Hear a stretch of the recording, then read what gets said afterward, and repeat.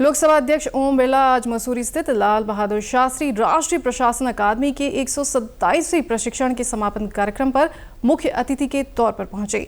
ये राज्य सिविल सेवाओं से भारतीय प्रशासनिक सेवाओं में पदोन्नत अधिकारियों के लिए इंडक्शन प्रशिक्षण कार्यक्रम का समापन समारोह था।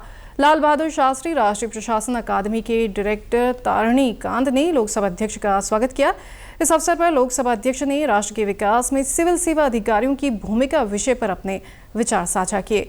उन्होंने पदोन्नत अधिकारियों को संबोधित करते हुए कहा कि राष्ट्र के विकास में सिविल सेवा अधिकारियों की भूमिका अहम है। प्रशासनिक अधिकारी समस्याओं का अंतिम पड़ाव बने और जनता की अपेक्षाओं पर खरा उतरने की कोशिश करें। उन्होंने कहा कि प्रशासनिक अधिकारियों में लोगों के जीवन में सामाजिक आर्थिक परिवर्तन लाने का सामर्थ्य होना चाहिए।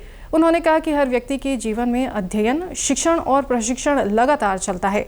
लोकसभा अध्यक्ष ने पदोन्नत अधिकारियों को संबोधित करते हुए कहा कि राज्य प्रशासनिक अनुभव के साथ आप देश की सेवा करने जा रहे हैं।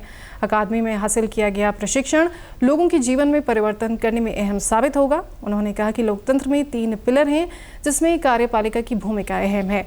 कार्यपालिका को मजबूत होना पड़ेगा।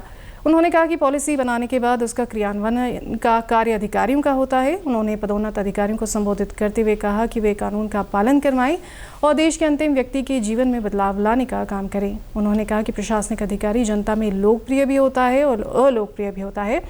लोकप्रिय अधिकारी को उनके जाने के बाद भी याद रखा जाता है। लोकसभा अध्यक्ष ओम बिरला ने कहा कि अधिकारी किसी की समस्या का निराकरण करने का हर संभव प्रयास करें, संचार साधन का हर हाल में प्रयोग करें, जिससे जनता को उसका फायदा मिलेगा। उन्होंने कहा कि अगर प्रशासनिक कार्य सही प्रकार से होगा तो फरियादी जनप्रतिनिधियों के पास नहीं जाएंगे। उन्होंने पदोन्नत अधिकारियों से सरकार की कल्याणकारी योजनाओं को जन जन तक पहुंचाने का काम ईमानदारी से करने की अपेक्षा की। उन्होंने कहा कि आत्मविश्वास के साथ देश की सेवा करें और विकसित भारत बनाने में योगदान दें। आपको बता दें कि आज देश के 19 राज्यों से 97 अधिकारियों का प्रशिक्षण पूरा हो रहा है।